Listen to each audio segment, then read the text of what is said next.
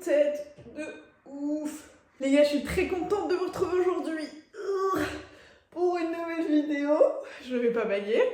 Ça va être une espèce de morning routine, chit-chat, ask, un mélange de plein de formats. Je vais en gros parler de 4 thématiques qui reviennent souvent en MP ou en commentaire ou dans la vraie vie, et surtout dans la vraie vie en fait. Cette vidéo est en collaboration avec Luxéol, merci les copains de sponsoriser cette vidéo. Mais du coup je suis en pleine cure pour réactiver la pousse. J'utilise ces gummies Luxéol pour la pousse des cheveux. Alors Luxéol c'est une marque française, si jamais vous ne la connaissez pas, qui est vendue en pharmacie et sur le site internet Luxéol.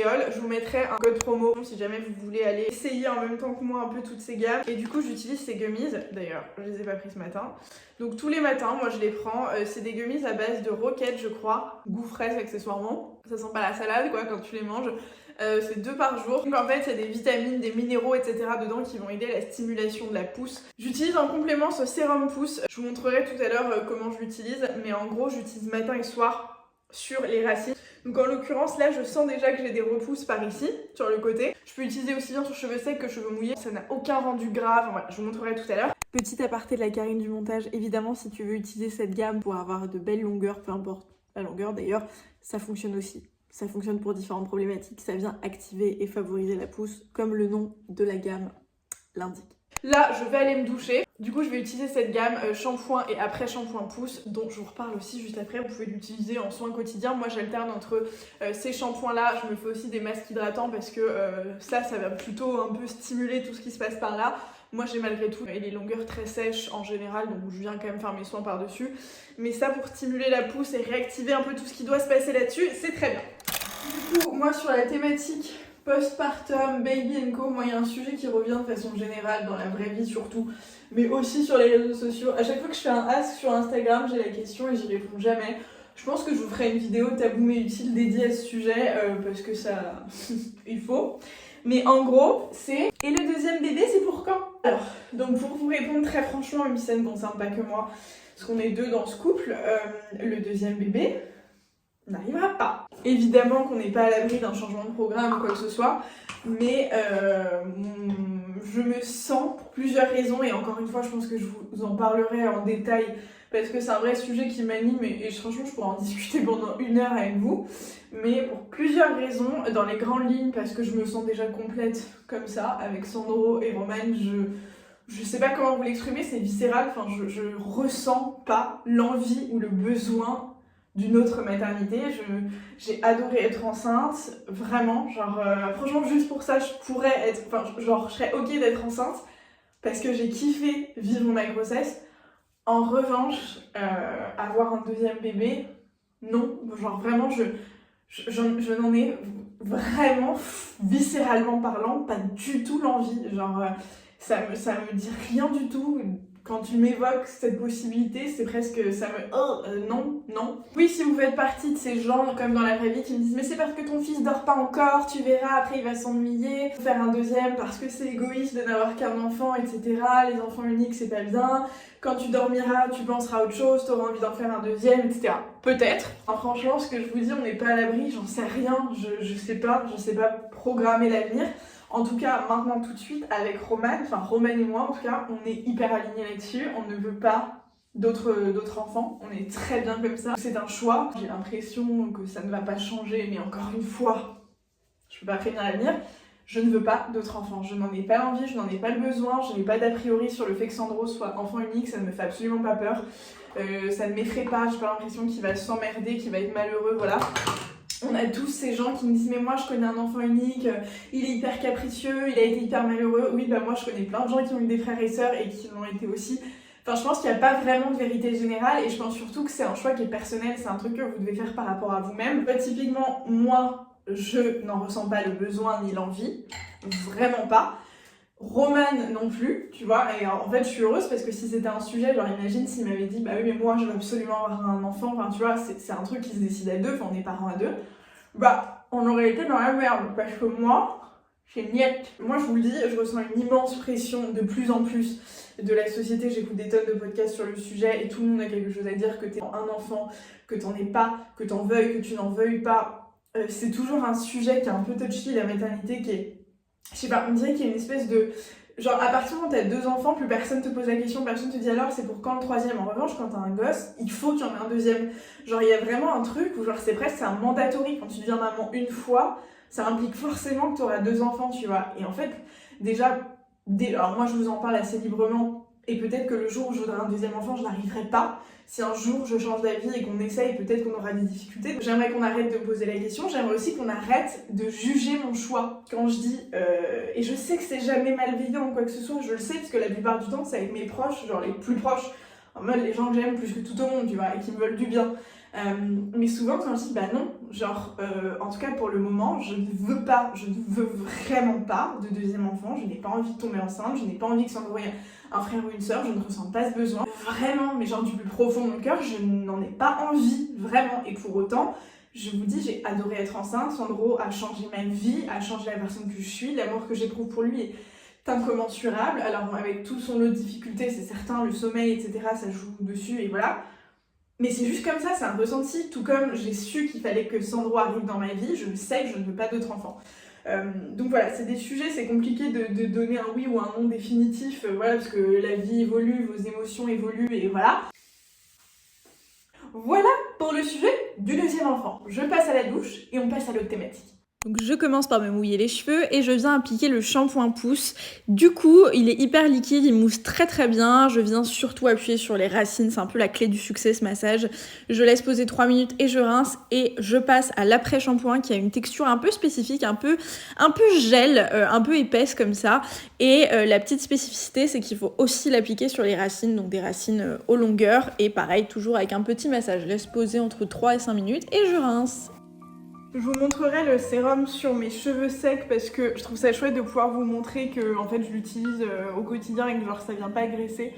Je trouve que c'est un vrai point positif du sérum Pousse Luxéol. Pour cette 2e étape, on va parler de la vie de couple après bébé. Je vous avais fait une vidéo il y a genre un petit moment, il y a genre 1 an je pense, quelque chose comme ça, plus même, avec Romane. Ça pourrait être chouette d'ailleurs qu'on vous fasse un update. Je pense qu'on va le faire. Là, c'est pas le sujet, là c'est plutôt la vie de couple. J'ai vu passer plusieurs TikTok en mode... peut-être que vous les avez vus, genre ma vie avant bébé, tu vois un couple, tu sais, qui danse, qui vit sa best life, qui s'amuse et tout. Et tu vois genre la vie après bébé et tu vois genre un mec qui rentre dans une meuf sans la calculer, tu sais, voilà.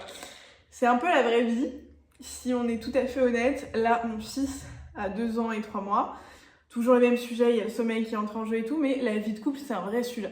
Déjà, ta vie de base, c'est factuel, elle est relayée au 5e plan. Et ta vie de couple, en fait, t'imagines que t'es habitué à vivre avec une personne, genre vous êtes 2 à la base, vous avez votre quotidien à 2, vous avez vos habitudes à 2, et déjà parfois ça c'est compliqué, tu vois, de gérer une autre personne que toi-même. Tu dois faire des ajustements, tu dois t'adapter, etc.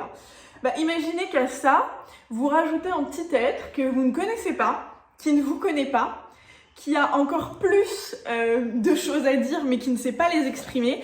C'est-à-dire que déjà, nous, on est adultes, donc on est capable a priori de parler, de dire oui, merde, je veux ci, je veux ça, et encore, c'est pas le cas de tous les adultes. Imaginez, j'en ai peut-être mis un peu trop là, imaginez une petite chose qui a des besoins, qui a des attentes, qui a des mots MAUX, mais qui ne sait pas le dire autrement qu'en pleurant.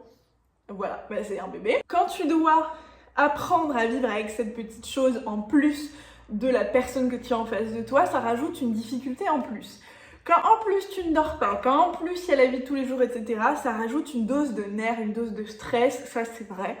T'es naturellement plus stressé, naturellement plus nerveux avec un enfant, t'as moins de patience parce qu'en fait il te pompe déjà toute ton énergie. Donc si tu veux, pour l'autre personne, que ce soit ton mec ou ta meuf ou que ce soit en fait n'importe quelle autre personne étrangère, tu vas naturellement avoir carrément moins de patience. Le truc le plus dur pour nous, c'est vraiment le sommeil. Et ça met un peu nos nerfs à rude épreuve, même carrément. Et les seuls moments, franchement je m'attendais à pire, mais les seuls moments où nous on s'embrouille, c'est la nuit. C'est genre quand Sandro nous réveille pour la 7e fois et qu'on est à bout de nerfs et qu'il y en a un qui s'énerve et que l'autre essaye de le calmer et que ça part en mais qu'est-ce que t'as? Bah vas-y fais-le, bah va voir comment je fais, bah oui bah je fais mal, mais qu'est-ce que tu préfères que je fasse? Mais j'en peux plus. Tu vois? Sinon, franchement, au quotidien, on est un peu épargné par les embrouilles sur l'éducation pour le moment et sur les embrouilles tout court. Vraiment, le seul truc pour nous qui est archi compliqué, c'est la nuit, c'est le sommeil et c'est gérer nos nerfs par rapport à ça. À part le côté vraiment vis-à-vis de bébé au quotidien, le sujet c'est que tu t'oublies. tu t'oublies en tant que couple, tu survis en fait. Tu survis, t'as plus le temps, évidemment t'es moins flexible, tu peux pas aller au ciné quand tu veux, tu peux pas sortir quand tu veux, parfois tu veux te regarder un film et te faire une soirée en amoureux, et tiens, c'est ce moment-là où ton enfant a décidé de ne pas dormir et machin. Donc disons que tu ne contrôles plus rien, et même ta vie de couple, t'as pas forcément la main mise dessus, et t'es pas forcément capable de décider, et ça c'est une frustration extrême pour nous. Et on s'est un peu... il veut pas être couvert, celui-là, c'est pas grave. On s'est un peu laissé bercer, si on peut dire les choses comme ça, par ce truc-là de... Écoute, on subit. On a clairement, les 2 premières années de la vie de mon fils, subi. On s'est accordé très peu de temps pour nous. Ça se compte sur les doigts d'une seule main. Les fois, on s'est vraiment retrouvés tous les deux, soit dehors, soit même juste à l'intérieur. On a eu beaucoup de mal à déléguer avec Sandro. On a délégué très très tard, il est allé à la crèche le matin, enfin à l'école, à la preschool, que le matin depuis septembre, donc pendant 2 ans on l'avait full time avec nous, donc imaginez que notre vie de couple elle était vraiment, c'était le cadet de nos soucis, jusqu'à ce qu'on se rende compte que c'était problématique, et ça c'était en fin d'année dernière, où vraiment on a pris conscience et on s'est dit attends, on est en train d'aller où là ? On n'est plus un couple, on est des colocs, on est les parents de Sandro, alors que non, en fait, avant d'être les parents de Sandro, on est un couple. Donc, on a mis en place certaines choses qui sont permises aussi parce que logistiquement, c'est plus simple parce qu'on a la maman de Roman à côté de nous, alors qu'avant, on était un peu tout seul ici. Sinon, ça aurait été pareil, je pense. Mais voilà, on s'est mis en place là depuis 2-3 mois. On sort au moins une fois par semaine, le soir. On a prévu un week-end en amoureux, ça on l'avait déjà fait l'année dernière. On est parti 3 ou 4 jours à Ibiza, je vous avais filmé d'ailleurs. Là, on l'a reprévu pour fêter nos 5 ans qui arrivent dans 3 semaines, un mois, pardon. Donc on s'accorde ce luxe, tu vois. On s'accorde, on s'organise, on le fait et on culpabilise pas. Ça n'a pas été simple, il a fallu prendre conscience, il a fallu sortir un peu la tête de l'eau et tu vois justement réfléchir à ça en disant attends, qu'est-ce qui se passe là, tu vois. Donc on va où? C'est quoi le délire? On est coloc et autant bien on se sépare en fait. Parce que si on n'est pas un couple, à quoi bon être, tu vois? C'est pas l'objectif en fait, tu vois. On a aussi conscience que les 3 premières années de la vie d'un enfant, c'est particulièrement compliqué d'un point de vue gestion de temps, et voilà, donc on le sait. C'est un peu, comme j'aime le dire, c'est factuel, c'est une chose qui est avérée, et maintenant qu'on le sait, on se dit juste, écoute, ça va passer suffisamment vite pour qu'un jour ça nous manque, et donc viens, on profite de ce qu'on a. Oui, c'est des sacrifices entre guillemets et des concessions, mais c'est nous qui l'avons voulu, et il nous le rend bien, et voilà. Mais c'est plus non plus en mode 100% lui et 100% notre vie de parent. Maintenant, on essaye de rééquilibrer et je me retrouve 1000 fois plus heureuse là-dedans. On s'accorde aussi du temps individuellement, tu vois, genre là, Roman, pour la première fois, moi je suis déjà partie 2 fois en week-end avec mes copines depuis que Sandro est né, donc grand luxe. Roman, pour la première fois depuis que Sandro est né, il va partir avec ses copains, quasi 10 jours, donc c'est beaucoup, on passe de tout à rien. Mais genre, je suis trop contente pour lui, il part en Espagne entre mecs et tout. Ça va lui faire mais le plus grand bien, tu vois, t'as besoin de ce temps, t'as besoin de ces moments pour toi, t'as besoin de ces moments avec tes copains, t'as besoin de te sentir homme ou de te sentir femme avant de te sentir quoi que ce soit d'autre, d'ailleurs avant d'être en couple, avant d'être l'ami d'eux, avant d'être quoi que ce soit, t'as besoin d'être bien avec toi-même, et donc je pense que t'as besoin de ces moments aussi tout seul, et donc en fait ça met du temps, on a encore plein de choses à apprendre, on a encore un équilibre à trouver, voilà, mais disons que en discutant, et ça c'est un truc que j'aime beaucoup avec Roman, et j'ai jamais connu ça avant lui, et je sais pas si c'est normal du coup parce que j'ai pas d'éléments de comparaison. Avec Roman, on discute, mais on peut parler pendant des heures d'un sujet, en long, en large, en travers, dans une introspection qui est inégalée, inégalable. Je sentais, tu vois, quand on se laissait un peu embarquer dans ce truc de on est des parents avant d'être des êtres humains, et on est en train d'être vraiment, on était mais l'ombre de nous-mêmes, littéralement, même si moi je suis encore un peu avec la fatigue, mais on ne partageait plus rien et on n'arrivait même plus, on ne parlait plus, on ne prenait même plus ce temps pour parler. Et quand je me suis rendu compte de ça, j'étais en mode, ok, là on est en train de dévier vers un truc qui ne va pas du tout, qui n'est pas nous, qui n'est pas l'essence de notre couple, et moi qui ne me rend plus heureuse, parce que moi si j'aime ce mec et si j'aime notre relation, c'est pour tout ça, c'est pour tout ce qu'on a créé ensemble, et tout ce qu'on s'apporte, tu vois. Et si on n'est plus capable de faire ça, ben, tu vois, on n'a plus d'intérêt, et voilà. Et donc on l'a remis en place. D'abord ça a commencé par des petits déj, c'est ça. Quand Sandro est allé à l'école le matin, et ben on a commencé à dire, écoute, pendant genre 2 semaines, tous les matins quand on dépose Sandro à l'école, nous on va se poser dans un café tous les deux. Soit on bosse chacun de notre côté, soit on discute, et on prend ce temps pour discuter. Et on l'a fait, et ça a tout changé. Ça a remis en perspective toute notre life, individuellement et en couple.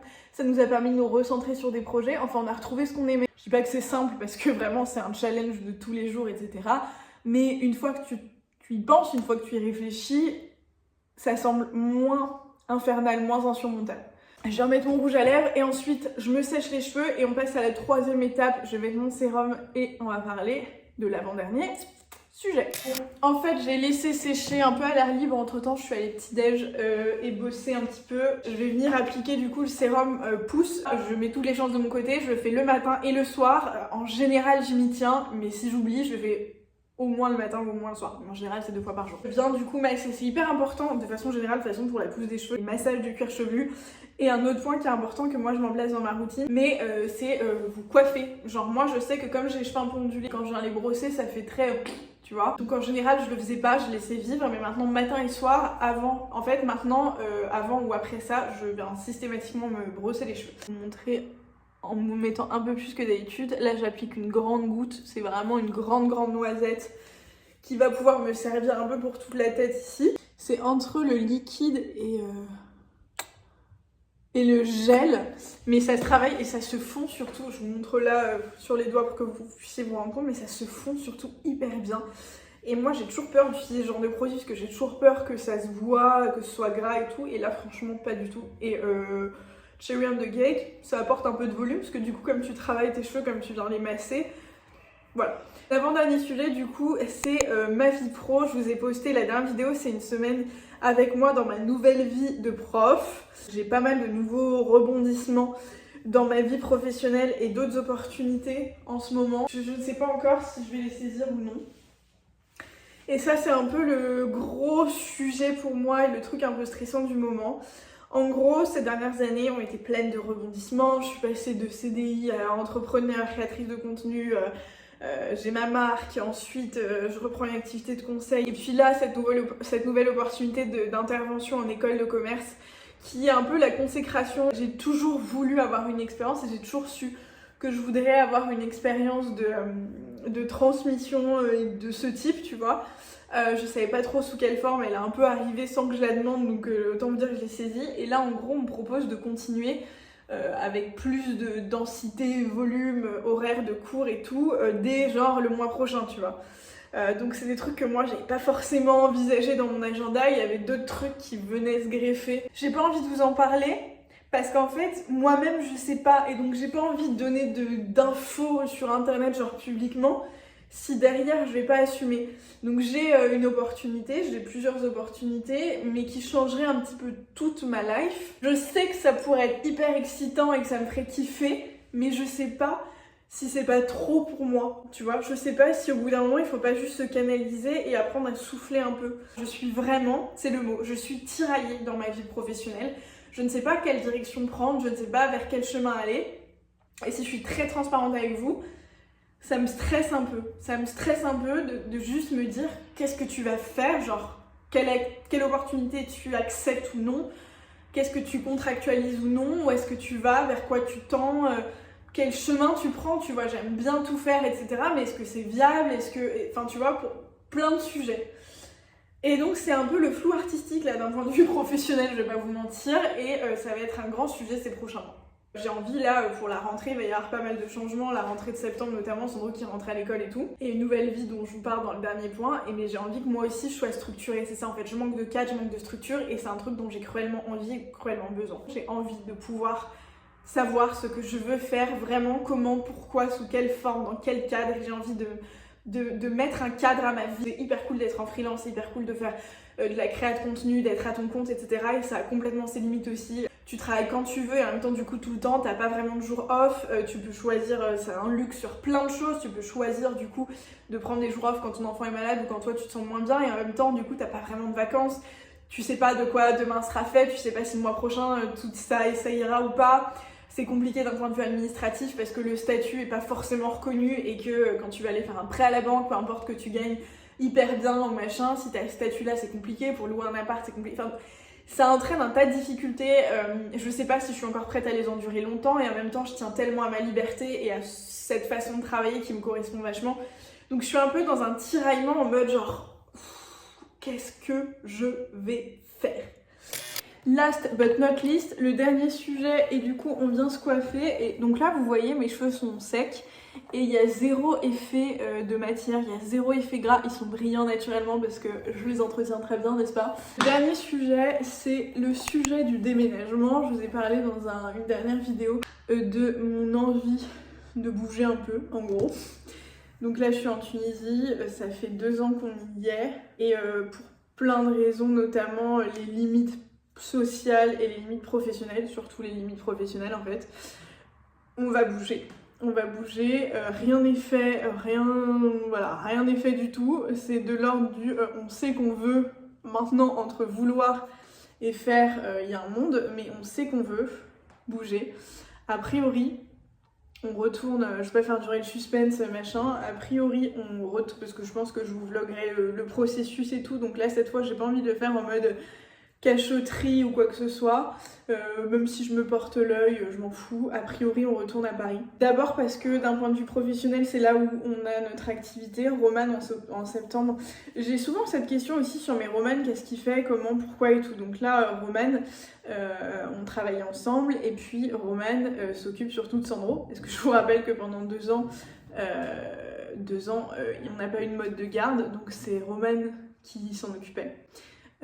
On s'en occupait à 2, mais moi j'ai pas pris d'arrêt quoi, donc même si je suis à la maison en vrai ça veut pas dire que je peux m'en occuper quoi, donc c'est Roman qui s'en occupait. Et là à partir de septembre a priori Roman a un nouveau projet, donc ça je vous en parlerai que quand ce sera fait, parce que déjà c'est pas ma vie à moi, c'est la sienne, donc j'ai pas envie de forcément en parler à sa place, et aussi parce que là c'est plutôt dans un souci de pas se porter l'œil, mais il a un projet hyper cool qui lui est propre et qui doit se tenir à Paris, enfin ça doit avoir lieu à Paris, donc voilà, Sandro va devoir être inscrit à l'école et on n'a pas envie de le faire bouger entre Paris et Tunis, enfin voilà, on a envie qu'il ait une petite stabilité à un moment donné, donc voilà.